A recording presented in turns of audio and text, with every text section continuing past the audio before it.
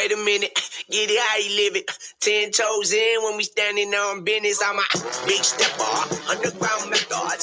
Big talks இப்ப ட்ரெண்டிங்ல இருக்க இந்த சாங் எல்லாருமே கேட்டிருப்பீங்க. பட் இதோட வீடியோவை பாத்தீங்கன்னா பயங்கரமா எடுத்திருப்பாங்க. செவுத்துலயே வண்டியை ஓட்டிட்டு இருப்பாங்க. இட் மீன்ஸ் மரண கணத்துக்குள்ளாடி வச்சுதான் இந்த வீடியோ ஷூட்டிங் நடந்திருக்கு. இதை இங்கிலீஷ்ல வால் ஆஃப் டெத் இல்லைன்னா மோட்டோ ட்ரோன்னு சொல்லுவாங்க. அது எப்படி செவுத்துலயே வண்டியை ஓட்டுறாங்க? It's impossible. செவுத்துல வண்டியை ஓடணும்னா அது அவ்வளோ ஈஸி கிடையாது. But it's possible because they are well trained and skilled. எவ்வளவுதான் ட்ரெயின்ட் அண்ட் ஸ்கில்டா இருந்தாலும் அவங்களுக்கு ஏதோ ஒரு மேஜிக்கல் பவரோட சப்போர்ட் இல்லாம இது முடியாது. எஸ், இங்க இவங்களுக்கு சப்போர்ட்டிவா இருக்க முக்கியமான ரெண்டு பவர்ஸ், ஒன்னு சென்ட்ரிபெட்டல் ஃபோர்ஸ், இன்னொன்னு ஃப்ரிக்ஷன். சோ இந்த ரெண்டு பவர்ஸோட சப்போர்ட் இங்க இவங்களுக்கு பயங்கரமா இருக்கு. These are the powers of physics.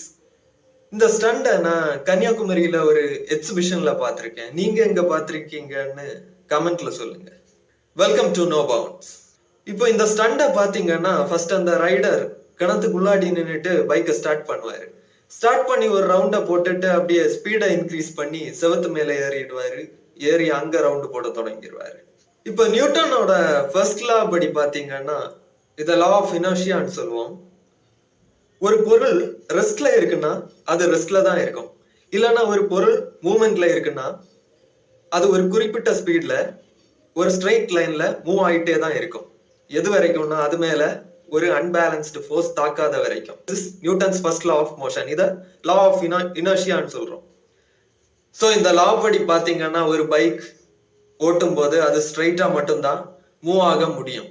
அதை சர்க்குலர் மோஷன்ல கொண்டு வரணும்னா ஏதோ ஒரு ஃபோர்ஸ் அது மேல ஆக்ட் ஆகணும். அதுவும் எப்படி ஆக்ட் ஆகணும்னா வெளியில இருந்து அந்த சர்க்கிளோட மையத்தை நோக்கி ஆக்ட் ஆகணும். அப்படி மையத்தை நோக்கி ஆக்ட் ஆகுற ஃபோர்ஸ்னாலதான் இந்த ஒரு பொருளை சர்க்குலர் மோஷன்ல கொண்டு வர முடியும். சோ இந்த பைக் அந்த செவுத்துல ஏறி ஓட்ட தொடங்கும் போது அந்த கணத்தோட வால்ஸ் அதுக்கு சப்போர்ட்டிவா இருக்கு. அந்த கணத்தோட வால் எப்பயுமே இந்த பைக்கை இந்த சர்க்கிளோட மிட் பாயிண்ட நோக்கி தள்ளிட்டே இருக்கு. அந்த ஃபோர்ஸ் இவங்களுக்கு கிடைக்கிறனாலதான் இந்த பைக் சர்க்குலர் மோஷன்ல சுத்திட்டே இருக்கு. இந்த ஃபோர்ஸை தான் சென்ட்ரிபெட்டல் ஃபோர்ஸ்ன்னு சொல்லுவோம். So this is the first power which they use in this stunt. இப்போ இந்த ஸ்ட்ரெயிட் லைன்ல போற இயல்பு இருக்க பைக்கை இந்த வால்ஸ் உள்நோக்கி சர்க்குலர் மோஷன்ல தள்ளும் போது இந்த பைக்குக்கும் அந்த வாலுக்கும் உள்ள கனெக்ஷன் ரொம்ப ஸ்ட்ராங்கா இருக்கும்.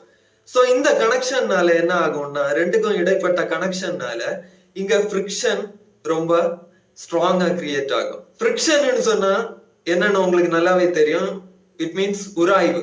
ஒரு பொருள் ஒரு செவத்துல அப்படியே ஸ்டேபிளா நிக்கணும்னா ஃப்ரிக்ஷன் அதுக்கு சப்போர்ட்டா இருக்கு. இப்ப பாத்தீங்கன்னா இந்த ரைடரை சென்ட்ரிபெட்டல் ஃபோர்ஸ் சர்க்குலர் மோஷன்ல ஓட்டுறதுக்கு சப்போர்ட் பண்ணும். அதே நேரத்துல இந்த ஃப்ரிக்ஷன் அந்த ரைடர் அந்த செவத்துல இருந்து ஸ்லிப் ஆகாம இருக்கக்கு சப்போர்ட்டா இருக்கும். சோ இப்படிதான் இந்த ரெண்டு பிசிக்ஸோட பவர்ஸ் இவங்களுக்கு பயங்கர சப்போர்ட்டா இருக்கு. பட் இந்த பவர்ஸ் எல்லாம் சப்போர்ட்டா இருந்தாலும் இந்த ரைடர் இப்ப ஒரு நார்மல் ஸ்பீட்ல இந்த பைக்கை ஓட்டிட்டு போனாருன்னா சென்ட்ரிபெட்டல் ஃபோர்ஸும் கம்மியா இருக்கும், ஃப்ரிக்ஷனும் கம்மியா இருக்கும். இதனால என்ன நடக்கும்னா எர்த்ல இயல்பாவே ஒரு ஃபோர்ஸ் ஆக்ட் ஆகிட்டே இருக்கு. அததான் கிராவிட்டின்னு சொல்லுவோம். நம்மள தரையில நிக்க வச்சிருக்கதும் அந்த கிராவிட்டி தான். சோ இந்த கிராவிட்டினால அந்த ரைடர் கீழே விழுறதுக்கான சான்சஸ் அதிகம். சோ இந்த கிராவிட்டியை மீறி அவர் அங்க அந்த சர்க்குலர் பாத்துல நிக்கணும்னா ஃப்ரிக்ஷன் ஸ்ட்ராங்கா இருக்கணும், சென்ட்ரிபெட்டல் ஃபோர்ஸும் பேலன்ஸ்டா இருக்கணும். சோ இது எல்லாமே பேலன்ஸ் ஆகி வரணும்னா இந்த ரைடர் ஒரு குறிப்பிட்ட ஸ்பீட்ல இந்த பைக்கை இயக்கணும். நார்மல் ஸ்லோவா போயிட்டு இருந்தாருன்னா ஃப்ரிக்ஷன் கம்மியா இருக்கும், ஈஸியா விழுந்துருவாரு. ரொம்ப ஸ்பீடா போனாருன்னா இந்த கிணத்துல இருந்து தூக்கி எறியப்படுவாரு. சோ இத எல்லாத்தையும் பேலன்ஸ் பண்ணி அவர் அந்த ஸ்பீடை கரெக்ட் லெவல்ல மெயின்டைன் பண்ணாதான் இந்த கிணத்துக்குள்ளாடி அவர் ஸ்டேபிளா வண்டியை ஓட்ட முடியும். இப்படி நான் என்ன சொன்னாலும் உங்களுக்கு சில டவுட்ஸ் இருக்கும். இதை நீங்க சின்ன ஒரு ஆக்டிவிட்டி மூலமா ஈஸியா புரிஞ்சுக்கலாம். ஃபார் எக்ஸாம்பிள், ஒரு ஸ்ட்ரிங்கை எடுங்க. அந்த ஸ்ட்ரிங்கை ஒரு பால்ல கெட்டி அந்த ஸ்ட்ரிங்கை அப்படியே லைட்டா மூவ் பண்ணுங்க. அந்த ஸ்ட்ரிங்கை நீங்க அசைச்சிங்கன்னா என்ன ஆகும்? அந்த பால் லைட்டா ரொட்டேட் ஆக தொடங்கும். அதே அசைவை நீங்க தொடர்ந்து கொடுத்தீங்கன்னா அந்த பால் ரொட்டேட் ஆகிட்டே இருக்கும். இது காரணம் என்னன்னா இத சர்க்குலர் மோஷன்ல வச்சிருக்க இந்த சென்ட்ரிபெட்டல் ஃபோர்ஸ் இந்த பாலுக்கு எங்க இருந்து கிடைக்குதுன்னா இந்த ரோப்போட டென்ஷன்னால கிடைக்குது. அந்த ரோப் அத மையத்தை நோக்கி இழுத்துட்டே இருக்கனால அதுக்கு இந்த சென்ட்ரிபெட்டல் ஃபோர்ஸ் கிடைக்குது. இப்ப இந்த ரோப்பை அப்படியே கையில இருந்து விட்டுட்டீங்கன்னா இந்த பால் எங்கேயோ ஒரு டைரக்ஷன்ல ஸ்ட்ரைட்டா தூரம் போய் விழுந்துரும். சோ அதோட இயல்பு, நீங்க இப்ப நார்மலா பாலை தூக்கி எறிஞ்சீங்கன்னா அது ஸ்ட்ரைட்டா தான் போகும். அந்த பாலோட இயல்பு ஸ்ட்ரைட்டா போறதா தான் இருக்கு. அதை இந்த சென்ட்ரிபெட்டல் ஃபோர்ஸை யூஸ் பண்ணி பேலன்ஸ் பண்ணி நீங்க கொண்டு வரனால இப்போ அது சர்க்குலர் மோஷன்ல இந்த கிராவிட்டியோட ஃபோர்ஸையும் தாண்டி அது ஸ்டேபிளா ரொட்டேட் ஆகுது. சோ இதே மாதிரிதான் நம்ம பைக் ரைடரும் கிணத்துக்குள்ளாடி பைக்கை ஓட்டிட்டு இருக்காரு. சோ இந்த நியூட்டனோட ஃபர்ஸ்ட் லா என்னன்னு பார்த்தோம். பைக் ரைடர் எப்பயுமே ஸ்ட்ரைட்டா போற இயல்புல தான் இருப்பார். சோ அதை மீறி அவரை மிட் பாயிண்ட நோக்கி ஒரு ஃபோர்ஸ் தள்ளும் போது அவருக்கு என்ன ஃபீல் ஆகும்னா ஏதோ ஒரு ஃபோர்ஸ் அவரை வெளியில தள்ளிட்டு இருக்க மாதிரியே ஃபீல் ஆகும். இது ஒரு ஃபிக்சியஸ் ஃபோர்ஸ். இந்த ஃபோர்ஸை தான் என்ன சொல்லுவோம்னா சென்ட்ரிஃபியூகல் ஃபோர்ஸ்ன்னு சொல்லுவோம். இப்ப நம்ம பார்த்த மாதிரி இந்த நியூட்டனோட ஃபர்ஸ்ட் லா ஆஃப் இனர்ஷியா, அதுக்கப்புறம் சென்ட்ரிபெட்டல் ஃபோர்ஸ், கிராவிட்டி, ஃப்ரிக்ஷன், இதெல்லாம் இங்க ஆக்ட் ஆகிட்டு இருக்கு. இதெல்லாம் ஒரு பேலன்ஸ்ல கொண்டு வந்து ரைடர் அந்த பைக்கை ஒரு பேலன்ஸ்ல இயக்கும் போது இந்த ஸ்டண்ட் சக்சஸ்ஃபுல்லா ஒர்க் ஆகுது.